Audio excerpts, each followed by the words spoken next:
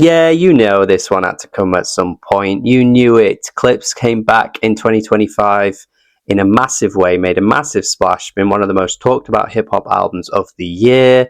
It's dominated a lot of conversations because of the rollout and the interviews and the Tiny Desk concert and the content of some of the tracks and the features. It's been fantastic to see. And Clipse are one of my favorite hip hop duos ever. Genuinely ever. I know there are some big hitters in the hip hop duo conversation. I'm looking at you, Outcast. I get it. If they are your favorite of all time, I get it. But for me personally, I think Clipse have resonated with me just that little bit more, for a little bit more, just a little bit more. And they are probably my favorite hip hop duo of all time. And they needed this video. They needed a top 10 songs. And yeah, it's time we got to do it. It's time we got to do it. They had a fantastic comeback this year. A bunch of new songs that can easily enter the top 10 conversation, alongside their classics, their mixtape era, the albums that everybody knows and everybody loves, especially if you're a hip hop head. Yeah, it's got to be done, man. It's got to be done. So, as ever, make sure you're subscribed and you're following for more content, obviously. That's the first thing you got to do. And yeah, let me know your thoughts in the comments. What would your top 10 be? What's your thoughts on my list? Would it be very different to mine, or is yours very similar? I would love to see that. And yeah, if you're feeling super generous, maybe support me over on Patreon, membership page, all that good stuff as well. Keeps the videos going. These take a long time, and I spend a lot of my free time doing this for you guys. So yeah, if you're feeling really generous, you can support me over on there as well. But let's get into it. Going to hit you with 10 songs. Going to hit you with the honorable mentions before we reveal number one as well. So stick around. Let's go.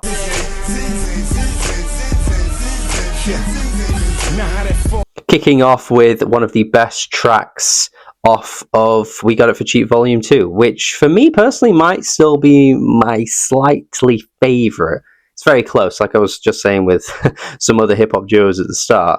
I'm going to say it again, that this is a very, very close contest with what my favourite project from Clipse is. And yeah, We Got It For Cheap Volume 2 might still be at the top. I just think the energy and the rawness of that mixtape is like nothing else they've really ever done. The Re-Up Gang features as well are really, really fiery and exciting, and Zen is just all of that, but maybe even more. It's one of the gnarliest and grimiest songs they've ever done. It has the African Bombada sample as well thrown in, which really adds a lot of dynamics to the track. The hook is really catchy too. Yeah, it's just a really, really like ear blistering song. I think if you're trying to get into Clipse, maybe don't start here because I think maybe that beat might just blow your ears off instantaneously. Or if you're somebody that does just like extremeness in your hip hop, maybe do start here. But yeah, Zen is fantastic. I've got to show love to this mixtape, man. I feel like it's still somewhat underrated in the mixtape conversations. I think it's one of the best mixtapes ever. And I don't quite see that same love for it across hip-hop fans. So you're going to see it from me, though. There's definitely going to be multiple mentions of tracks from this mixtape for sure. I know, yep, yeah, you too. Okay, we get it, yep, yeah, you too. At number 9, allegedly a Lil Wayne diss. Now, interestingly, I only discovered this right before recording this video, actually. But Malice did say in 2017 in an interview that he didn't think it was ever meant to be about Wayne, which I find interesting. I'm not too sure. I think it seems very pointed and targeted, as the timing seems to kind of make sense, as Lil Wayne was sort of seen on some kind of magazine with a hoodie that was very much popularized by Clipse way before. And yeah, the influence Clipse had is way bigger than some people realize. And Lil Wayne did kind of have that little era of just kind of, you know, dropping in and out of different influences, and some people forget that. Like, some people just think Wayne was the god, but you know, Wayne wasn't the starting point of everything. And yeah, this track seems to be about Lil Wayne, and the sarcastic nature of the chorus is really funny. We get it, you too, Mr. Me Too. It's really funny track. Them kind of bragging across the track as well, kind of, you know, talking about imitators, talking about how they've influenced the game in a way that people won't really recognize, and they're kind of a little bit bitter about that, but they sell it in such a great way, and the beat is really kind of dirty and slimy, and yeah, love the delivery from them as well, just how laid back the whole thing is. Like, they're bothered, but they also sound unbothered at the same time. I always thought it was pretty clearly a Lil Wayne diss. There's always been some back and forth between Push and Wayne specifically. I could be wrong. Maybe the rumors have been wrong this whole time. I don't know. But yeah, that's kind of how famously this song is recognized as. But yeah, it's a great track. Great track. Grinding, you know what I keep in a lining. Better say Speaking of influence, at number 8, we have what is pretty much regarded as their biggest and most recognizable track. It's very famously labeled like the lunch table song. Of course, back in the day, this had a huge influence on kids tapping that beat on the lunch table, and it's become pretty synonymous with hip hop culture. And yeah, it's really cool as well, because the way Pharrell kind of sets this song up at in the introduction, he's kind of yapping a little bit, but he tells you like this is going to be something you've never heard before. And honestly, that could be very true. Like, were there really any hip hop tracks that sounded like this before 2002? Probably not, man. Like, this is a pretty unique sounding track. It hits really hard too, despite the fact that it is just a very simple sort of drum beat, but it's so catchy, it's so recognizable. The chorus is really slick as well. Yeah, it's a great track. I think, honestly, this could rank higher for some people. Pretty similar to Mr. Me Too, actually. Both those tracks I was looking at it thinking, man, are these a little low? Because 9 and 8 for those two songs being some of their most famous songs seems a little low. But for me personally, I just have 7 other tracks by Clipse that I love just that little bit more. But still, what a track! What an influence as well. And yeah, great song, just an all-timer for hip hop, honestly. And yet, still, it ranks lower than a track from their newest album. And I'm going in early with some of these picks from their newest album, but I'm pretty confident. I'm going to be pretty confident in saying tracks from Let God Sort 'Em Out are definitely in contention for being in their top 10 ever. And yeah, we got to go in with Chains and Whips, man. We got to go in with Chains. all you talk about is just getting rich. Choke my neck, nigga, and ice my bitch. The braggadocious energy coming out of Push's first verse as well. The menace on his friggin' face as well in that Tiny Desk concert, where he's just staring into your soul. Every line is delivered with such conviction, and he doesn't take his eyes off the frigging camera when he's saying it, man. It's crazy. This guy, who the hell dares to enter a rap beef with this guy, man? What the hell were you thinking? You know what I'm talking about. Why? This guy is going to destroy you. This guy is under your bed at night, waiting for you to wake up, and he's going to pounce on you. Maybe he'll pounce on you in your sleep. He's that insane. Come on, man. What a crazy delivery he has on that first verse. And yes, of course, people are obviously fixated on that fantastic Kendrick Lamar verse, which calls back to Nostalgia, which Pusha T and Kendrick collaborated on pretty long time ago. What was that, 2013 now? And 12 years later, they sound as good as ever. Like a 12-year span, most rappers, there's a pretty clear drop-off, and yet these two still sounds like some of the best rappers in the world. It's kind of crazy. People do not appreciate that enough, honestly. Yeah, it's mad when you think about it like that. But yeah, of course, the rhyme scheme's really clever. Again, calling back to Nostalgia. That track he did the 10-10 thing. This time he's doing the Gen thing. Some really clever lines thrown out here too. The rhyme scheme's crazy. It seemed like a mad thing that they supposedly kind of had to remove themselves out of a record deal and had to pay like $1 million because this track was causing problems, and the optics of Kendrick and Pusha T collaborating was just too much, and people would have immediately linked it to Drake. And with the lawsuit going on right now, it seemed like a risk. But Clipse stood 10 toes down and, went for the art. They didn't care that this was going to cause any problems. It's not even a diss towards Drake as well, which is the funniest thing, but it's the optics, I guess, that was going to potentially cause problems. And you gotta hand it to the man. Like, they care more about the craft than anything like that. They're not going to throw away this insane verse, this insane feature, this incredible track as well. The beat is great. Pharrell sounds great on this one. Malice is great too. Like, everything about it's just so smoky and kind of like weirdly sort of creepy in the way that it's presented, but it sounds so good. That little guitar loop is great. Yeah, man, they had to keep this. They had to do it. And it was worth it in the end as well, because this album's been super successful for them. So it probably didn't matter in the end that they had to pay anything.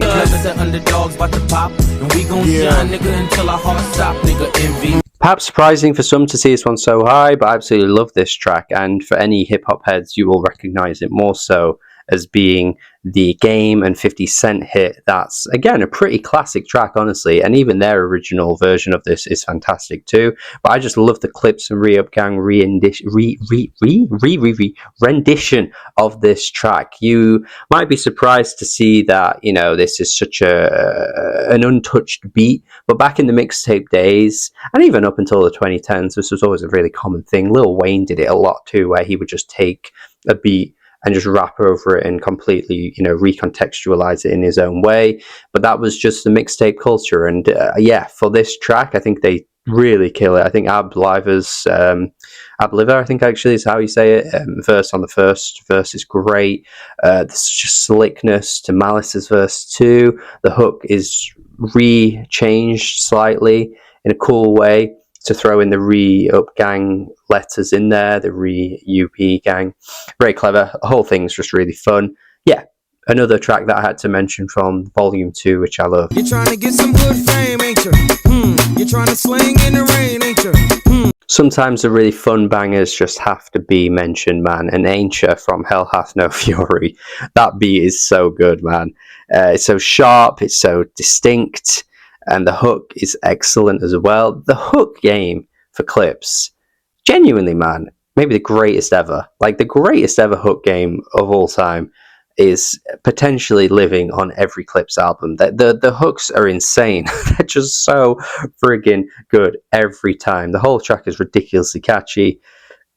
Yeah, has to be in the top 5. Perhaps maybe some people will be surprised to see it so high, but I absolutely love this track. And the whole thing's just so fun.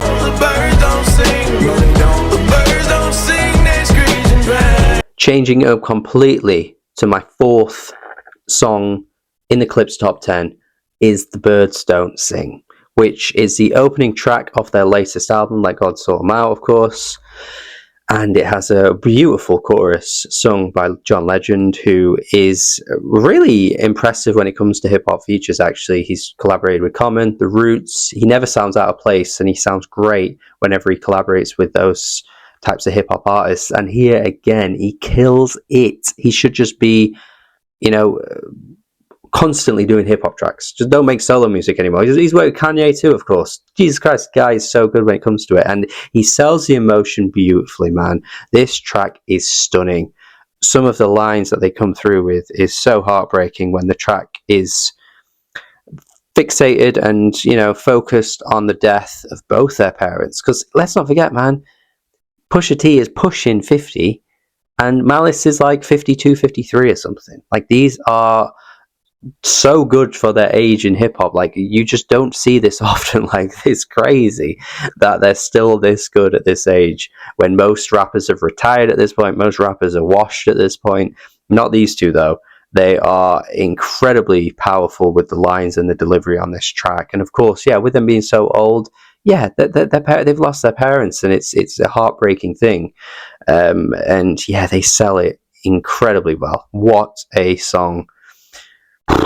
So good. I was tempted to put this even higher, actually, because when you look at the Clipse discography, you focus on the lyrics. It's not necessarily always about the content. It's how they sell their content and how they sell their one-liners, and they deliver their lines with so much conviction. And a lot of it might be about topics that aren't that serious. But this track, it goes to show that they can come through, talk about something that is incredibly potent and heartbreaking, and they completely do it justice. Amazing song. Mama, I'm so sorry. I'm so obnoxious. Big home palm trees and watch it. Taking it back to another amazing Hell Hath No Fury track, though, we gotta go with Mama, I'm So Sorry. This is just one of the catchiest tracks I've ever done. Again, the chemistry with Pharrell and Pusha T with the choruses, the hook game is insane.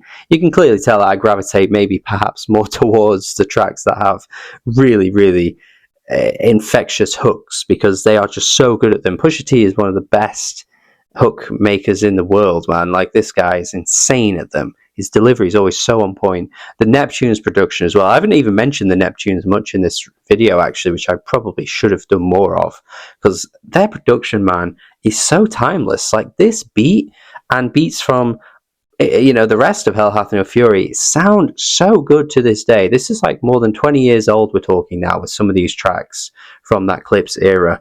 And Jesus Christ, do they sound that old? No, they sound insanely good. And I did see some people talking about the newest Clipse album and the production not having quite that same pizzazz.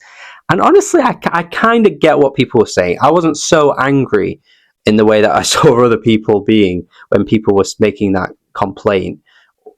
Because when you do listen to these tracks, there is just that extra sauce. And this beat and Ain't Ya and Mr. Me Too just do have that slight extra sauce. I think maybe some of the tracks from the newest album were missing ever so slightly. So I get it. And yeah, if you've been with Clipse for as long as I have, you are probably going to be attached to tracks like this, man. So good. Religious culture inappropriate. So be it, so be it. With all that being said, though, let's not get it twisted. The beats on Let God Sort 'Em Out were pretty damn fire. And this So Be It beat, oh my god, man. Ranking it at number 2 feels a risk, because this album is very new, and I'm recording this video, 6 weeks after the album came out. It's a risky play. I'm pulling out all the stops, man, and giving you guys a risky play here, because having this so high up already could be a risk. It could age badly, but I am confident it will age well, because this beat, man, this sample, this Arabian sample, is insane. Where they pulled this from, I don't even know. How they even thought to whip this one out and work it in to this track is incredible. It's absolutely so bloody good.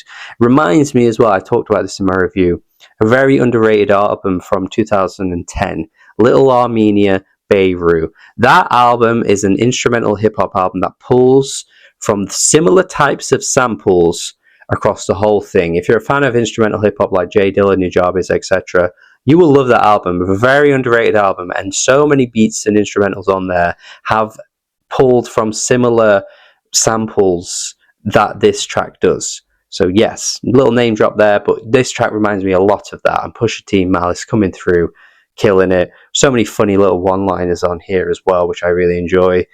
Yeah, that sample just does not get old. It gets stuck in your head immediately. The minute you click play and the song ends, you just want to play it again. So good. Little Travis Scott diss at the end too, which kind of amounted to nothing really. I think it was very obvious it was never going to really amount to much in the end, because Travis Scott's just not that kind of rapper. But even still, the whole track is just gold. It's just an absolute gold mine of brilliance, this. Definitely one of their best ever songs. I'm ranking it high at number 2. We'll see in a year how this ages, but I'm pretty confident I'll feel that same way in a year's time. Now I'm going to hit you guys with 5 honourable mentions, as I always do for these videos. Tracks that I absolutely adore, tracks that I do think are fantastic, but they just don't quite make the top 10. And there will be others as well, because I do love a lot of Clipse tracks, but I've just gone with 5. I always keep it to 5 just to keep it short and sweet, straight to the point. Daytona 500, Roll With The Winners are the 2 other tracks I wanted to mention from Volume 2. More bangers, man, more bangers. Yeah, absolutely love these tracks. Virginia, there hasn't been a huge amount of mention of Lord Willing in this video. You probably have noticed. That's not to say I think it's weak. I think it's a great album. I absolutely still love it. But yeah, Virginia needed a mention here. FICO from their latest album, Let Go to Sort 'Em Out. This one was a bit of a surprise to some people because they saw that Stove God Cooks feature. They were excited. They were waiting for a verse. And what did he do? He gave us one of the best hooks on the whole album, man. Like, he didn't even give us a verse, but the hook itself is fantastic. It was quite a nice little way to subvert expectations, but that track is fantastic overall. I don't mind that we didn't get a verse because he sounds great doing what he's doing.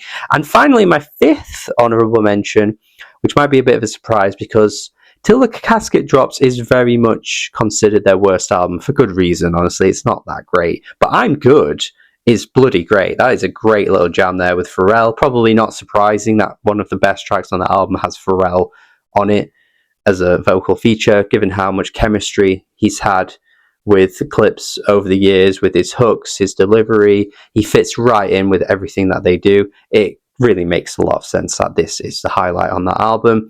The whole album just feels very dated now, ultimately. Like it sounds of its time. It sounds like it's trying to jump a little bit on that blingy sound of that late 2000s, early 2010s sound. Just doesn't quite work nowadays. There's a really odd reference to Twitter on one of the tracks as well, which sounds really dated. But the one track that I think doesn't sound dated is I'm Good. I absolutely adore this track. So yeah, they're my honourable mentions. But now we've got to get to what I think is the best Clipse song of all time. When the last time you heard it like this?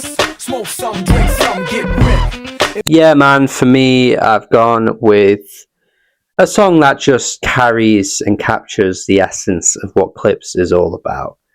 It's not their most deep song, it's not their most lyrical song, but for me, what Clipse perfectly captured in the 2000s was the excitement, the energy, the fun of it all, while also being lyrical too, and, you know, not just saying anything, but they captured that exciting era of hip-hop, and they still sound to this day timeless for me. And yeah, When the Last Time is just so fun. I think it really is like the cherry on top to capture their best song as being one that is just kind of for the club, because that's just what Clipse have always been about, and that's what they've always done so well. And Lord Will and Hell Hath No Fury have bangers on bangers on bangers, and it's just their most fun song to me. So it might not be the most deep or lyrical track that lands at number one, as maybe some of my other top 10s end up being, but When the Last Time is just so fun, man. Tap, down, drum spinning, and yeah, Pharrell's chorus, when the last time you heard it like this, it's just so fun. It's just so exciting, so engaging, so raw. Captures that 2000s energy so well. When you think of all the tracks that were popping off at a similar time, like tracks from Nelly, or tracks from 50 Cent. This song might not have been as big as those, but I think it carried that essence in a very similar way, and really feels just danceable and, you know, fun all these years later. Yeah, this is my favorite Clipse song. It's my favorite Clipse song, man. I don't know what to tell you. I think it's the best one. Yeah, you might disagree, I don't know, but I think most people will get it. And that is it from me. Thank you for watching as always. This has been my top 10 Clipse songs, in my opinion, of course. You can agree, disagree. Let me know in the comments what you think their best songs are. I always like to see what you guys share. Yeah, hopefully you've liked the video. Hopefully you've stuck around for more content as well. Let me know what top 10 I should do next. I've done plenty of these already, so I would love to see you guys suggest more in the comments. And that's it. Have a good day. Check out the Patreon and membership page as well if you're feeling really generous. And goodbye.